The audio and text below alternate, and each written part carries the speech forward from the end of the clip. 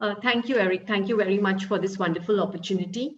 Happy Sunday, everyone. My name is Dimple Tahir Ramani, and as Eric mentioned, I'm from Pune.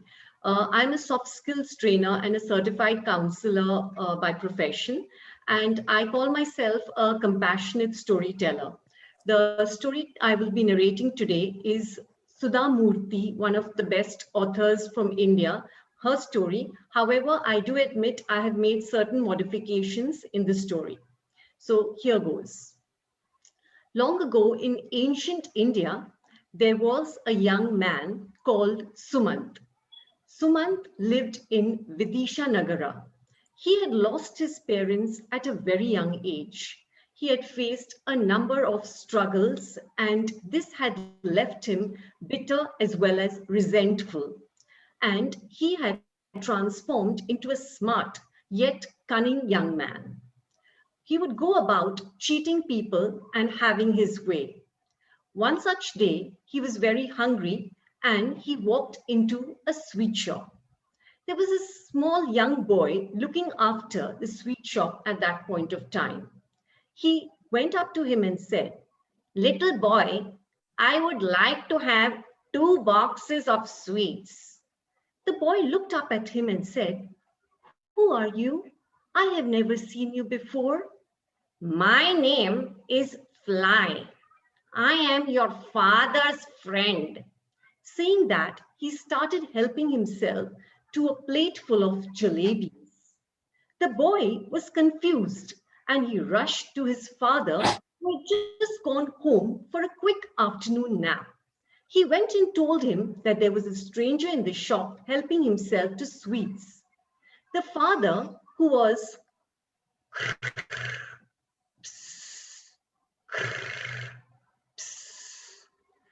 annoyed at being woken up.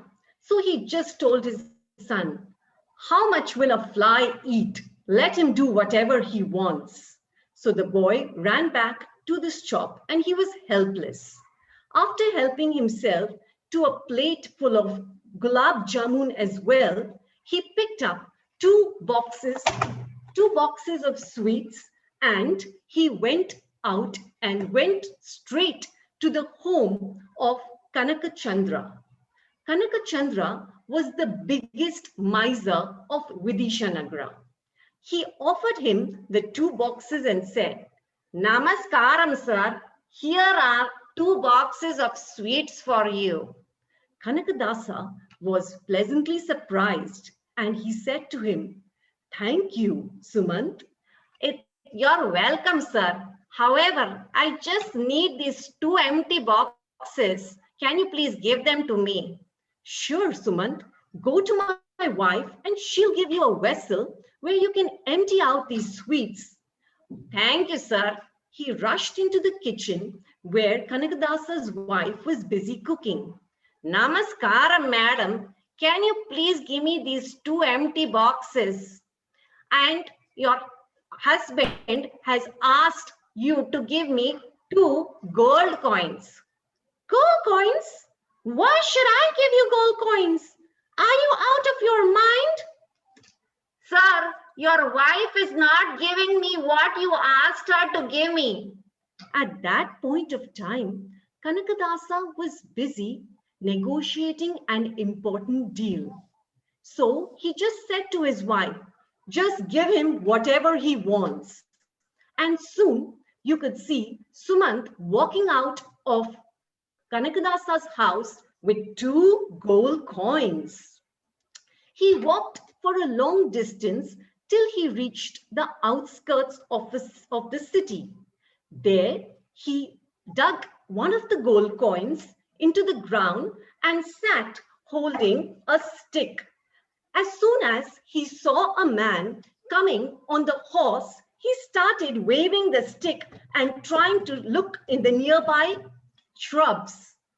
As soon as the man from the horse alighted, he asked him, "What are you doing?" "Namaskaram, sir. This is a magic stick and it leads me to a treasure every day." Saying that, he dug the shrub under which he had hidden the coin and quickly brought out the coin, and the man on the horse was pleasantly surprised. He asked Suman to exchange his magic stick and take his horse, saying that it was the best in the kingdom. At first, Suman pretended that it was his life and he didn't want to part with it. But then, at being threatened and cajoled by the man on the horse, he agreed, and soon he rode off on his horse. He rode for a very long time till it became night. Then he stopped by and knocked at the door of a farmer. The farmer opened the door and he told the farmer, "Namaskaram, sir. Can you please give my horse and me shelter for the night? I will leave tomorrow morning." "Sure, Sumant. You can go in. There is also some food. Please have some food and rest well." So Sumant had a good night's sleep. In the morning, he awoke and rushed to the farmer. "Good morning, sir. Today I'm going to leave. But before that, can you please give me a sieve?" A sieve? Why did he want a sieve? But the farmer didn't question anything. He told his servant to give Sumant the sieve. So the servant gave the sieve to Sumant. Sumant took the sieve into the stable where the horse had been placed. He picked up some fresh horse dung which had been produced by the horse and took it to his room and started sieving the horse dung. The servant was just behind him, and Sumant was well aware of the same, but he pretended as if he was not aware. He made sure he removed the gold coin very quietly from the horse dung. The servant ran back to his master and reported this to him. The farmer marched into the room where Sumant was and said, "Sumant, who is this horse? Tell me the truth, nothing but the truth." "Sir, this is a magical horse. He gives a gold coin every day." Oh, the farmer was tempted to have that horse for himself. So he asked Suman to take 100 gold coins in exchange for the horse. Again, Suman pretended as if he did not want to part with it. But in a short while, you could see Suman trotting off on foot with his bag of gold coins. He walked for a long time till he reached the neighboring village, and it was evening. This time he went and approached an old couple for shelter. They obliged, and he had a good night's sleep at their home. The next morning, it was very early, and while they were still asleep, he went out into the forest. He saw a small hut over there and an old woman seated outside the hut. There was also her granddaughter washing clothes over there. He walked to the old lady and said, "Namaskaram, Amma. Do as I say, and you will be very rich."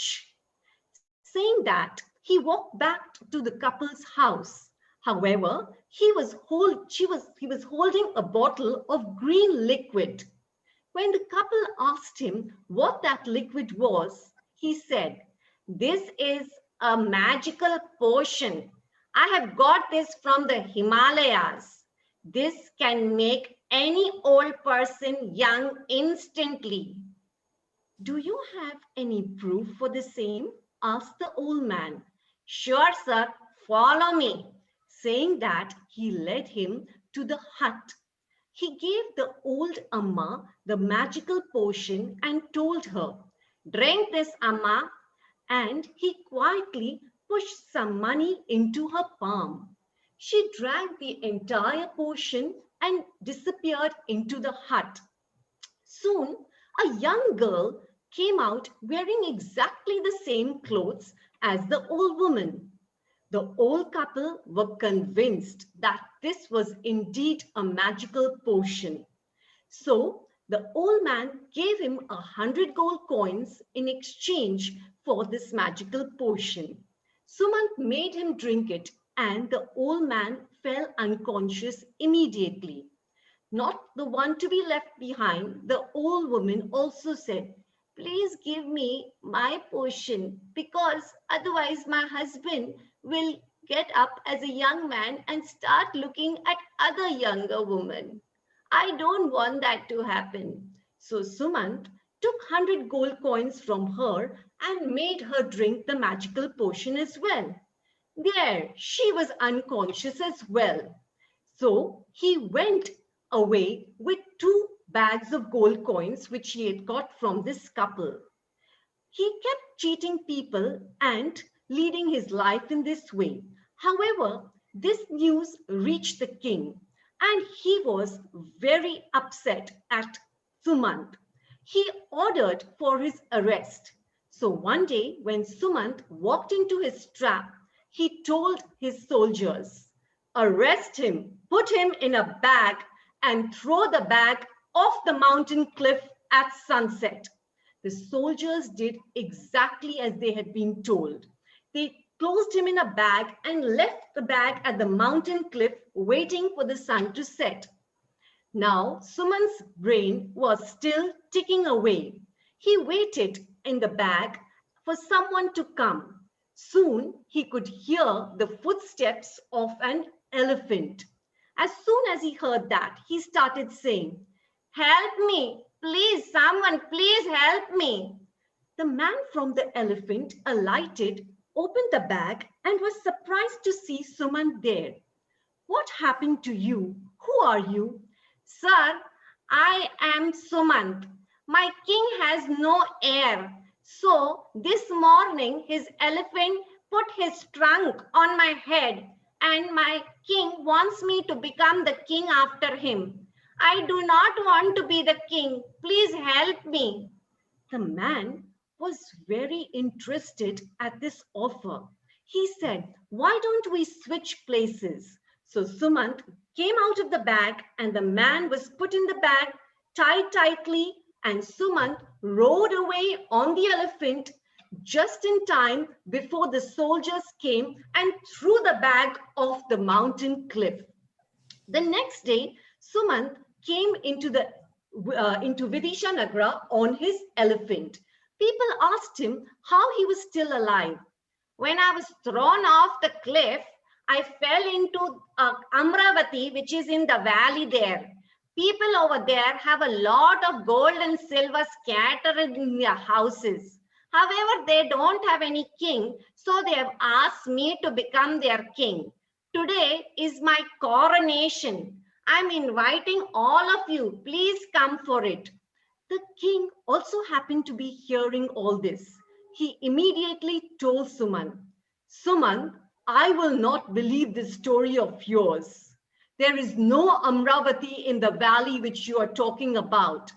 You have been lying all the time and cheating people. You have got a good brain. Why don't you make use of this brain for the welfare of our people and its kingdom? Do you hear me, Sumant? I think you have got a lot of potential." Hearing this, Sumant was so happy. He had never been praised in his life before. He hung his head in shame and said, "I'm really sorry, sir. I'm willing to apologize to everyone whom I cheated and return their things back to them." "Sure, Sumant, and I will promise to make you my minister." So Sumant went and did as he had promised, and he went on to be educated by the learned Pandits of Vidisha Nagra. And soon he became famous as one of the wisest ministers of the kingdom. Thank you. Namaste.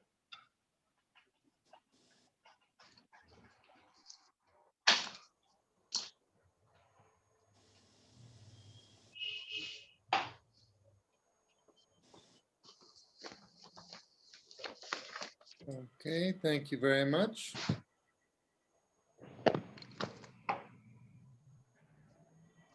Anybody, any thoughts?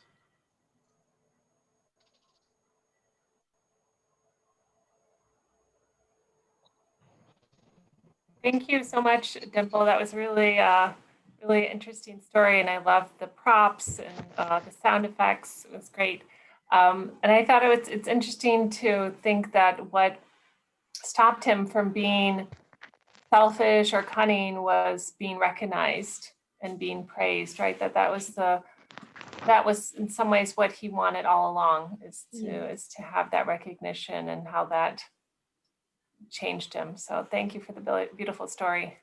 Thank you. Thank you so much. Yes, I think the appreciation makes a lot of difference in everyone's life, right? Thanks. I think, Dimple, you were really superb as far as your voice modulation was concerned. And that is like it kept us glued to your story all the time. Thank you so much for the story. Thank you so much, Vandan. Thank you.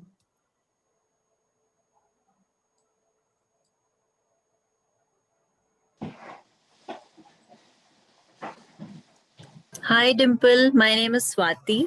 I really loved the way you started the story and you weaved it through. Everybody was waiting for the next thing to happen, and we were actually glued, like Bandhan said, we were glued to your story, waiting for the next thing to happen and the next possible way he could cheat others. But the end was the most interesting part, where you told us that he was praised and he got recognized. And I think all of us wait for this moment in our lives. We wait for the moment of praise for what we have done. And it's easy to point out at others and point out at their mistakes, but it takes a lot of courage for people to praise you. So that's what the king did. And that's the best part of the story. I'm sure going to borrow the story from you and narrate it as soon as possible. I loved it. Sure. Thank you so much, Swati. Thank you. Thank you. Thank you for the story. Thank you. It means a lot. Dimple, I'm curious how many times you've told that story. You did it so fluently. I was just amazed. Thank you, Cindy. I'm praying for your safe and speedy recovery. And Oh, this is the first time I'm telling this story at a public forum. So I'm glad if I was able to do some justice to it. you did lots of justice. I'm just amazed. Thank you. And thank you for the prayers. Thank you. God bless you. Thank you.